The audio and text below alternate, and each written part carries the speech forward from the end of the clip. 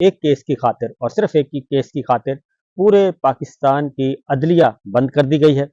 اور یوم تکبیر ہمیشہ منایا جاتا ہے، اور یوم تکبیر پہ خاص طور پہ کل تعطیل کا اعلان کر دیا فیڈرل گورنمنٹ نے، وزیر اعظم صاحب نے، اور وزیر اعظم صاحب کی دیکھا دیکھی چیف جسٹس آف پاکستان جناب قاضی فائز عیسیٰ صاحب نے بھی ایک حکم نامہ جاری کر دیا اور پورے ملک کی عدلیہ میں عام تعطیل کا اعلان کر دیا۔ اور اس کے بعد پھر دیکھا دیکھی باقی ہائی کورٹس ظاہر ہے کہ جو ہائی کورٹس ہیں وہ سپریم کورٹ کے انڈر ہیں،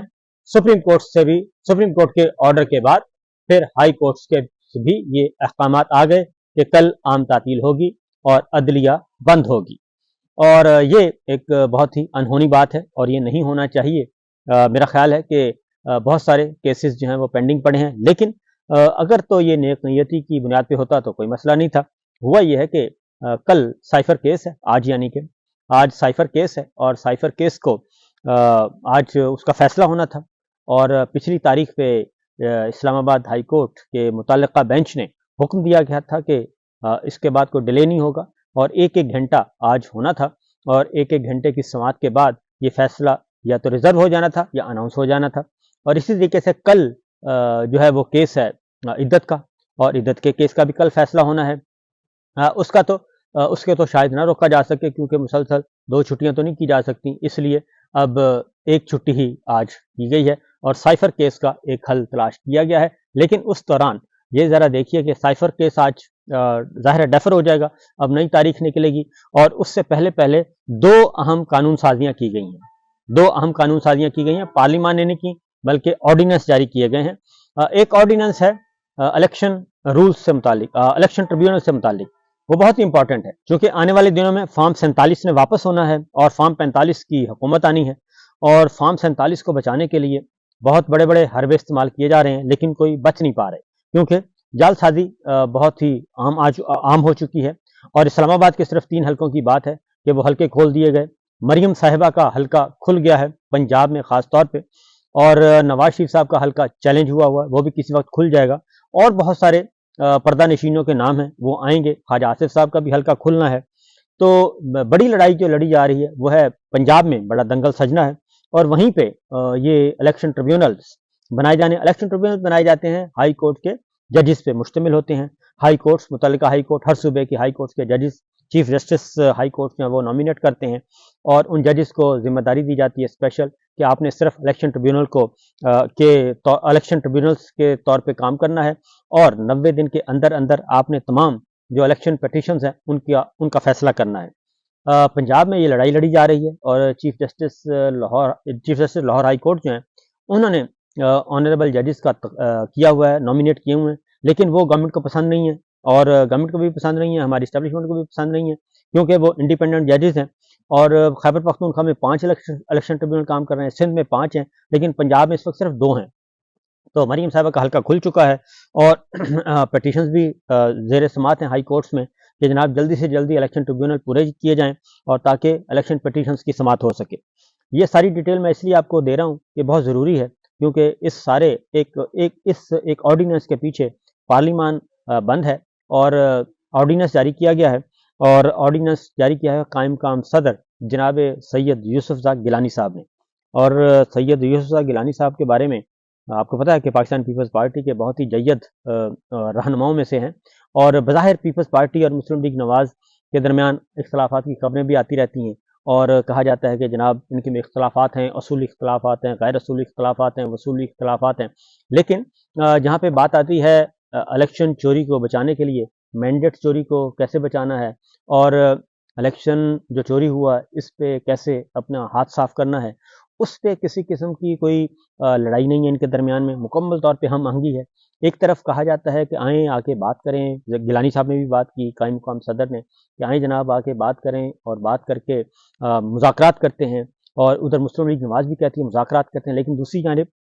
اب یہ آرڈیننس پاس کیا ہے، وزیر اعظم صاحب نے بھیجا ہے، اور یہ شیطانی تخیل ہے، اور شیطانی تخیل ان کا جو کہ اب وکالتی اور عدالتی ہتھ کنڈوں کے ذریعے اس فارم 45 کو رہنا چاہتے ہیں کہ یہ والی گورنمنٹ نہ آئے اور فارم 45 نہ کھلیں، اور فارم 47 کے تحت ہی یہ جعلی نظام چلتا رہے۔ تو اس لیے گیلانی صاحب نے سائن کر دی ہیں، اور اس کے تحت یہ کیا ہے کہ ریٹائرڈ ججز کو بھی اب آپ اپوائنٹ کر سکتے ہیں الیکشن ٹریبیونل کے طور پہ. پہلے ہوتا تھا صرف سرونگ ججز ہوتے تھے اور ان کو ظاہر ہے وہ کسی کے کنٹرول میں نہیں ہوتے. تو اب ریٹائرڈ ججز کو کون کرے گا؟ ریٹائرڈ ججز کو گورنمنٹ کرے گی. اور گورنمنٹ کون کرے گی؟ فارم 47 کی جعلی حکومت، الیکشن چور حکومت، مینڈیٹ چور حکومت اپنی چوری چھپانے کے لیے خود ہی اپنے منصف تعینات کرے گی. ذرا سمجھنے کی کوشش کر لیں کہ اپنی چوری کو چھپانے کے لیے، اپنی ڈکیتی کو چھپانے کے لیے خود ہی منصف تعینات کرے گی. اور وہ منصف جو ہیں وہ انہی چوری اور ڈکیتی والے مینڈیٹ کا فیصلہ کریں گے. تو اس لیے اب ریٹائرڈ ججز کو اپوائنٹ کیا جائے گا تاکہ مریم صاحبہ کا حلقہ نہ کھل سکے، خواجہ صاحب کا حلقہ نہ کھل سکے، نواز شریف صاحب کا حلقہ نہ کھل سکے، اور پنجاب کے اور بہت سارے جو حلقے ہیں وہ نہ کھل سکیں. اور اگر یہ حلقے کھلتے ہیں تو پھر آپ کو پتہ ہے کہ سارے کا سارا کچا چاٹا کھل جائے گا. اور صرف اس میں پاکستان تحریک انصاف کو سپورٹ کون کر رہا ہے؟ جماعت اسلامی سپورٹ کر رہی ہے، آزاد امیدوار سپورٹ کر رہے ہیں، تحریک لبیک جو ہے وہ سپورٹ کر رہی ہے، اور یہاں تک کہ مولانا فضل الرحمان صاحب بھی سپورٹ کر رہے ہیں. سب کے سب سپورٹ کر رہے ہیں، آزاد امیدوار سپورٹ کر رہے ہیں کہ جناب ہم گواہیاں دیں گے. مصطفیٰ نواز کھوکھر صاحب نے جیسے کہا کہ میں گواہی دوں گا کہ یہ فارم 45 سے اسلام آباد کے تینوں حلقے کے بالکل درست ہیں اور یہاں پہ پاکستان تحریک انصاف جیتی ہے. پہلا تو یہ کر دیا گیا ہے. اب ایک نیا فراڈ ہے، تو اس سے پاکستان پیپلز پارٹی کی جو منافقت ہے وہ بھی سامنے آ رہی ہے کہ وہ بھی آرڈیننس جاری کر رہی ہے. ایک طرف کہتے ہیں کہ جناب ہم بہت ہی جمہوریت پسند ہیں، اور دوسری جانب اس الیکشن چوری کو، مینڈیٹ چوری کو بچانے کے لیے وہ مسلم لیگ نواز کا بھرپور ساتھ دے رہے ہیں. دوسرا آرڈیننس ایک اور جاری کیا گیا ہے، اور وہ ہے جناب خاص طور پہ اس آرڈیننس کا تعلق ہے نیب سے. اور وہ چیئرمین نیب نے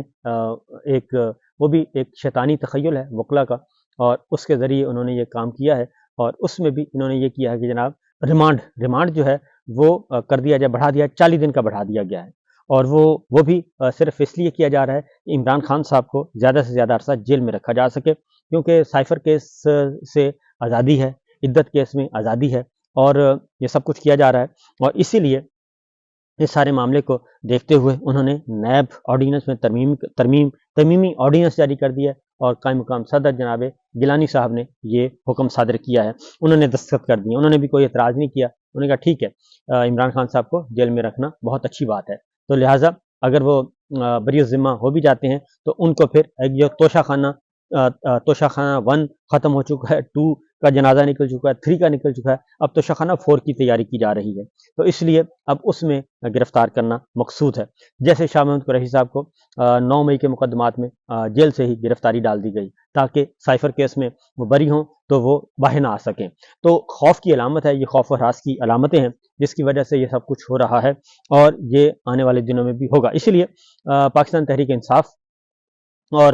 دیگر جماعتیں وہ بھرپور طریقے سے تیاری کر رہی ہیں، اور جون فیصلہ کن مہینہ قرار دیا جا رہا ہے. اور اس ہفتے بہت سارے، یعنی کہ آج پہلا دن گزر گیا، اب ایک دن انہوں نے عدلیہ کی چھٹی کر کے دیکھ لیا. تو